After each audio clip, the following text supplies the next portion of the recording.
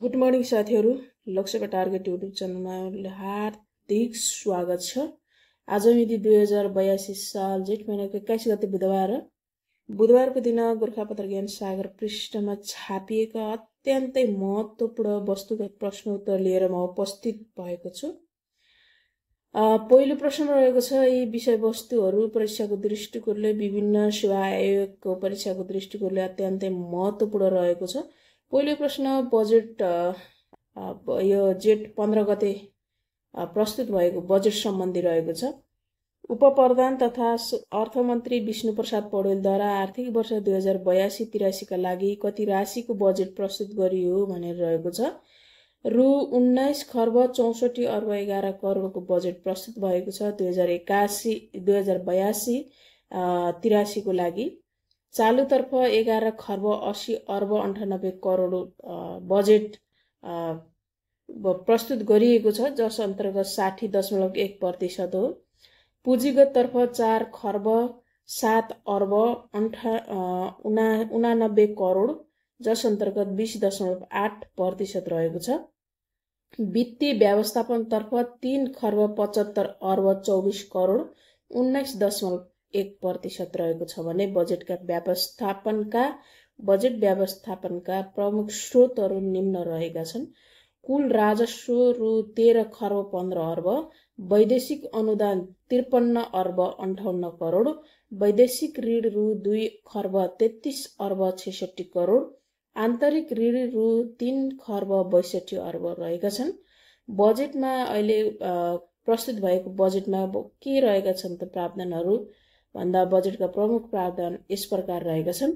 आर्थिक वर्ष 82-83 6% को आर्थिक वृद्धि, मुद्रास्फीति 5.5% कायम गरिने, 2 वर्षभित्र चामलमा आत्मनिर्भर बनाउन चैते धान खेती प्रवर्धन कार्यक्रम, कर्मचारीको महँगी भत्ता 5000 पुर्याइएको, कर्मचारी सञ्चय कोष, नागरिक लगानी कोष र सामाजिक सुरक्षा कोषले प्राइभेट इक्विटी र भेन्चर क्यापिटलमा लगानी गर्न पाउने, वृद्ध भत्ता पाउन 70 वर्ष पुग्नुपर्ने, महिलाको नाममा उद्योग दर्ता र नवीकरण गर्दा शुल्क नलाग्ने, एसेट म्यानेजमेन्ट कम्पनी स्थापना गरिने, संविधान संशोधन गरिने, भौतिक पूर्वाधार तथा यातायात मन्त्रालयलाई रु 1 खर्ब 52 अर्ब बजेट दिने, खानेपानी मन्त्रालयलाई 33 अर्ब 89 करोड बजेट दिने, ऊर्जा जलस्रोत तथा सिँचाइ मन्त्रालयलाई 86 अर्ब 1 करोड बजेट दिने,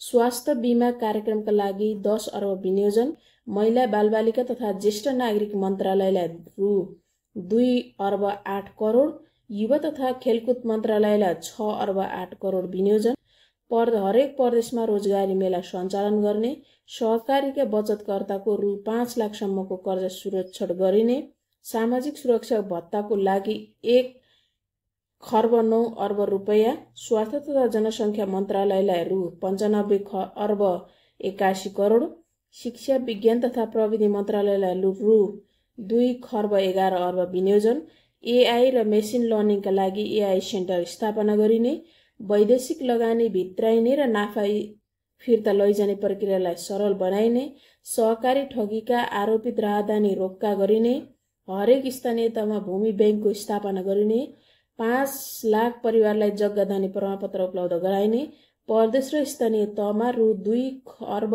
41 अर्ब 81 करोड विनियोजन गरिने, उद्योग मन्त्रालयलाई रु 10 अर्ब 14 करोड बजेट, कृषि मन्त्रालयका लागि रु 57 अर्ब 48 करोड, 2 वर्षभित्र चामलमा आत्मनिर्भरता बनाउन चैते धान खेती प्रवर्धन कार्यक्रम, बैङ्क वित्तीय र सहकारी संस्थाबाट हुने जग्गा रोक्का तथा कुकुवा अनलाइनबाट हुने, बाली तथा पशु बिमाको प्रिमियम रु 2 अर्ब 30 करोड रुपियाँ अनुदान, 16 वर्षमाथिका युवालाई राष्ट्रिय स्वयंसेवक परिचय पत्र, विश्वविद्यालयसँग मिलेर शिक्षक ब्याङ्क स्थापना गरिने, कुल निर्यातको 25% सम्म विदेशमा लगानी गर्न दिइने, नागरिक उड्डयन प्राधिकरणलाई नियामक र सेवा प्रदायमा छुट्याउने, बजेटमा जेनजी पुस्ता स्टार्टअप उद्योगलाई 3% कर्जा दिइने, उपभोक्ता अदालत सबै प्रदेशमा विस्तार गरिने बजेटमा रहेका प्रमुख प्रावधान रहेका छन्। दोस्रो प्रश्न रहेको छ राष्ट्रिय तथ्याङ्क कार्यालयले सार्वजनिक गरेको आर्थिक वर्ष 2081-82 को प्रारम्भिक पारदर्शिक राष्ट्रिय लेखा अनुमान अनुसार सबैभन्दा धेरै आर्थिक वृद्धि दर कुन प्रदेशको रहेको छ? गण्डकी प्रदेशको। यहाँ 7 प्रदेशको आर्थिक वृद्धि दर देखाइएको छ। गण्डकी प्रदेशको 5.51% वृद्धि दर रहेको छ। बागमतीको 5.18%, कर्णालीको 4.74%, लुम्बिनीको 4.70%, मधेसको 4.50%, कोशीको 3.34%, सुदूरपश्चिमको 3.32% रहेको छ भने सुदूरपश्चिम प्रदेशको वृद्धि दर सबैभन्दा कम रहेको छ, 3.32% रहेको छ। राष्ट्रिय औसत वृद्धि दर 4.61% रहेको छ। उपभोक्ताको मूल्यमा आधारित कुल ग्राहस्थ उत्पादन जीडीपीमा आर्थिक वर्ष 2081-82 मा 61 खर्ब 7 अरब रुपियाँ पुग्ने अनुमान रहेको छ। जीडीपीमा विभिन्न प्रदेशको योगदान प्रतिशतमा देखाइएको छ।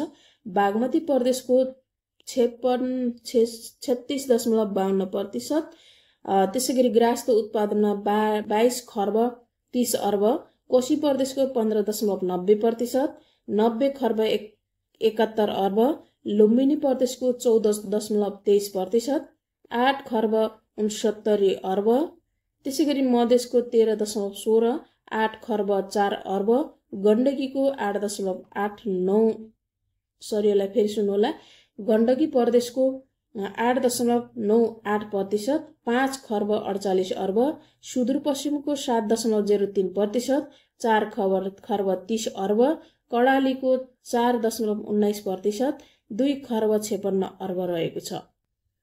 तेस्रो प्रश्न रहेको छ मधुपर्क सम्मान 2082बाट सम्मानित हुने स्रष्टा को हुन्? स्रष्टा पद्यतर्फ त्रिभुवनचन्द्र वाग्ले, निमित्त सम्पादक मधुपर्कका हुन्। गद्यतर्फ कथाकार ध्रुव सापकोटा, खुला प्रतिभातर्फ कथाकार पद्मावती सिंह यो सम्मानित भएका छन्। चौथो प्रश्न रहेको छ गायक तथा संगीतकार गणेश रसिकको निधन कहिले भएको हो? विक्रम सम्वत 2082 जेठ 18 गते। पाँचौं प्रश्न रहेको छ विश्वविख्यात आरोही कामिरीति शेर्पाले सगरमाथाको 31औं पटक सफल आरोहण कहिले गरेका हुन्? विक्रम सम्वत 2082 जेठ 13 गते। सन् 2025 मे 27 मा कामिरीतिले सर्वाधिक सगरमाथाको आरोहणको आफ्नै रेकर्ड तोड्दै नयाँ रेकर्ड कायम गरेका छन्। उनले यसअघि विक्रम सम्वत 2081 जेठ 9 मा 30औं पटक आरोहण गरी विश्व रेकर्ड कायम गरेका थिए। छैटौं प्रश्न रहेको छ इन्टरनेशनल बुकर पुरस्कार जित्न सफल साहित्यकार को हुन्? भारतीय लेखिका बानु मुस्ताक हुन्। भारतीय लेखिका, वकिल तथा सामाजिक अभियन्ता मुस्तकले लघु कथा संग्रह हार्ट ल्याम्पका लागि सो अवार्ड प्राप्त गरेकी हुन्। उनी बुकर पुरस्कार प्राप्त गर्ने कन्नड भाषाको पहिलो साहित्यकार हुन्। सो कथा संग्रहलाई दीपा भास्तीले अङ्ग्रेजीमा अनुवाद गरेकी छन्। पुरस्कारको राशि 50,000 पाउन्ड रहेको छ, जुन लेखक र अनुवादक बीच बराबरी बाँडिनेछ। कन्नड भारतीय राज्य कर्नाटकमा बोलिने भाषा हो। यो भाषा करिब 6,50,000ले बोल्दछन्। यसअघि सन् 2022 मा भारतीय लेखिका गीताञ्जली श्रीषको टम्प अफ स्यान्टले इन्टरनेशनल बुकर पुरस्कार जितेको थियो। सो पुस्तकको डेजी रकवेलले हिन्दीबाट अङ्ग्रेजीमा अनुवाद गरेकी थिइन्। सातौं प्रश्न रहेको छ सरकारले कुन निकाय अन्तर्गत राष्ट्रिय अनुसन्धान तथा विकास परिषद स्थापना गर्ने निर्णय गरेको छ? राष्ट्रिय योजना आयोग अन्तर्गत रहेर सरकारले 2082 कार्तिक महिनाभित्र राष्ट्रिय अनुसन्धान तथा विकास परिषद स्थापना गर्ने निर्णय गरेको छ। 2082 जेठ 5 गते बसेको मन्त्री परिषद बैठकले यो कार्ययोजना स्वीकृत गरेको। उच्च स्तरीय आर्थिक सुधार सुझाव आयोग 2081 को सुझाव कार्यान्वयनका लागि तयार पारेको आर्थिक सुधार कार्ययोजना 2082 मन्त्री परिषदले स्वीकृत गरेको हो। परिषदमा नास्ट, नार्क, राष्ट्रिय स्वास्थ्य अनुसन्धान केन्द्र, राष्ट्रिय तथ्याङ्क कार्यालय, विश्वविद्यालय, नीति अनुसन्धान प्रतिष्ठान, निजी क्षेत्र, विद्युत समूहबाट सदस्य रहने रहेका छन्। यसको सहजीकरण प्रधानमन्त्री तथा मन्त्री परिषदको कार्यालयले गर्ने कार्ययोजनामा उल्लेख गरिएको छ। आठौं प्रश्न रहेको छ नेपालमा हाल चरा प्रजातिको संख्या कति पुगेको छ? 900 चरा छोटो पुच्छ्रे समुद्री सर्ट हेल्ड सियर बा वाटर नामक फिरन्ती चरा रहेको छ। समतरीको हनुमान नगर कनकालीको नगरपालिका स्थित कोशी बाँध जलाशयमा पौडी खेलिरहेको अवस्थामा देखिएको थियो। सो चरा यो नेपालको लागि नयाँ प्रजाति मात्र नभएर समुद्रमा पाइने चराको परिवारको पहिलो रेकर्ड भएको बताइएको छ। सो चरा विक्रम सम्वत 82 वैशाख 20 मा देखिएको थियो। 9 नम्बर प्रश्न रहेको छ नेपाल राष्ट्र बैंकको 18औं गभर्नरमा कसलाई नियुक्ति गरियो? डाक्टर विश्वनाथ पौडेललाई। विक्रम सम्वत 2082 जेठ 6 गतेको मन्त्री परिषद बैठकले पौडेललाई गभर्नरमा नियुक्ति गरेको हो। उहाँ राष्ट्रिय योजना आयोगका पूर्वाध्यक्ष पनि हुनुहुन्छ। डाक्टर पौडेल 2078 श्रावण 12 गते राष्ट्रिय योजना आयोगको उपाध्यक्षमा नियुक्ति हुनुभएको थियो। डाक्टर पौडेलले अमेरिका स्थित युनिभर्सिटी अफ क्यालिफोर्निया वर्कबाट अर्थशास्त्रमा विद्यावारिधि गर्नुभएको छ। चीनको सांघाई स्थित एक विश्वविद्यालयबाट इन्जिनियरिङमा स्नातक तहको अध्ययन समेत गर्नुभएका गभर्नर पौडेल चीन र अमेरिकाको अर्थतन्त्र, समाज र इतिहासको अध्येता पनि हुनुहुन्छ। 10औं प्रश्न रहेको छ बुटोल उपमहानगरपालिका र मुस्ताङको घरपझौं गाउँपालिका बीच आपसी सहकार्य र धार्मिक पर्यटन प्रवर्धनमा जोड दिँदै भगिनी सम्बन्ध कहिले कायम भएको हो? विक्रम सम्वत 2082 जेठ 8 गते। 11औं प्रश्न रहेको छ अन्तर्राष्ट्रिय मुद्रा कोषका अनुसार विश्वको चौथो ठूलो अर्थतन्त्र भएको मुलुक कुन बनेको छ? भारत। आइएमएफले सन् 2025 मेमा प्रकाशित गरेको प्रतिवेदन अनुसार भारत जापानलाई उछिनेर विश्वको चौथो ठूलो अर्थतन्त्र बनेको छ। आइएमएफका अनुसार विश्वका प्रमुख 5 अर्थतन्त्र भएका देशहरू निम्न अनुसार रहेका छन्। अमेरिका 30.51 अमेड रहेको छ। चीन रहेको छ, यो सबै अमेरिकी डलरमा रहेको छ 19.23। जर्मनी रहेको छ 4.74 अमेरिकी डलर। भारत रहेको छ 4.187 अमेरिकी डलर। जापान रहेको छ 4.186 अमेरिकी डलर। यी राष्ट्र पश्चात क्रमशः बेलायत, फ्रान्स, इटाली रहेका छन्। ठूलो जीडीपीले देशसँग बढी आर्थिक स्रोत छ भन्ने देखाउँछ। 12औं प्रश्न रहेको छ नेपाल खानेपानी संस्थानको अध्यक्षमा कसलाई नियुक्त गरियो? डाक्टर ढुँडीराज भट्टराईलाई नियुक्त गरिएको छ। नेपाल खानेपानी संस्थान ऐन 2046 बमोजिम नियुक्त गरिएको छ। 2082 जेठ 12 को मन्त्री परिषदको निर्णय अनुरूप नियुक्त कार्यकाल 3 वर्ष हुनेछ। 13औं प्रश्न रहेको छ नेपाल विश्व स्वास्थ्य संगठनको कार्यकारी सदस्य कहिले निर्वाचित भएको हो भनेर रहेको छ। सन् 2025 मेमा भएको छ। स्विजरल्यान्डको जेनेभामा सम्पन्न संगठनको 78औं महासभाका क्रममा नेपाल दक्षिण पूर्वी एसिया क्षेत्रबाट सदस्यमा सर्वसम्मान भएको हो। नेपाल अब 3 वर्ष संगठनको कार्य समितिमा रहनेछ। 14औं प्रश्न रहेको छ अन्तर्राष्ट्रिय नेपाली युवा उद्यमी महासंघले कसको अध्यक्षतामा बागमती प्रदेश कमिटी गठन गरेको हो? कृष्ण खतिवडाको। विक्रम सम्वत 2082 जेठ 3 मा कृष्ण खतिवडाको अध्यक्षतामा प्रदेश कमिटी गठन गरेको छ। कार्य समितिमा वरिष्ठ उपाध्यक्ष अमीर बगाले र महासचिव अंकित राज पाण्डे चयन भएका छन्। विदेशमा मात्रै सञ्जाल रहेको फिनेले बागमती प्रदेशमा आफ्नो सञ्जाल विस्तार गरेर नेपालमा रहेका युवा उद्यमीहरूलाई जोड्ने पहिलो खुट्किला तयार गरेको छ। 15औं प्रश्न रहेको छ नेपाल विद्युत प्राधिकरणले विद्युत खपत तथा नियमित महसुल भुक्तानीले आधार मानि छनौट गरेको उत्कृष्ट उपभोक्ताको सूचीमा पर्न सफल 10 कम्पनी कुन कुन हुन् भनेर रहेको छ।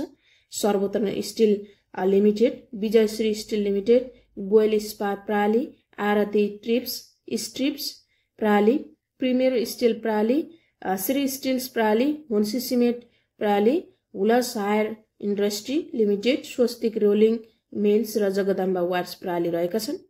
16औं प्रश्नमा रहेको छ सिंहदरबारमा मेलम्चीको शुद्ध खानेपानी वितरण कार्यको शुभारम्भ कहिले गरियो? विक्रम सम्वत 2082 जेठ 5 गते। खानेपानी मन्त्री प्रदीप यादवद्वारा सिंहदरबारमा शुद्ध खानेपानी वितरण कार्यको शुभारम्भ गरिएको हो। 17औं प्रश्न रहेको छ गौतम बुद्ध अन्तर्राष्ट्रिय शान्तिको पुरस्कार स्थापना कहिले भएको हो भनेर रहेको छ। यो गौतम बुद्ध अन्तर्राष्ट्रिय शान्तिको पुरस्कार स्थापना विक्रम सम्वत 2062 मा भएको हो। प्रत्येक 5-5 वर्षमा प्रदान गरिने गौतम बुद्ध अन्तर्राष्ट्रिय शान्ति पुरस्कार पहिलो पटक विक्रम सम्वत 2065 बुद्ध पूर्णिमाका दिन प्रदान गरिएको हो र यसको सङ्कलनकर्ता हुनुहुन्थ्यो टङ्क केसी।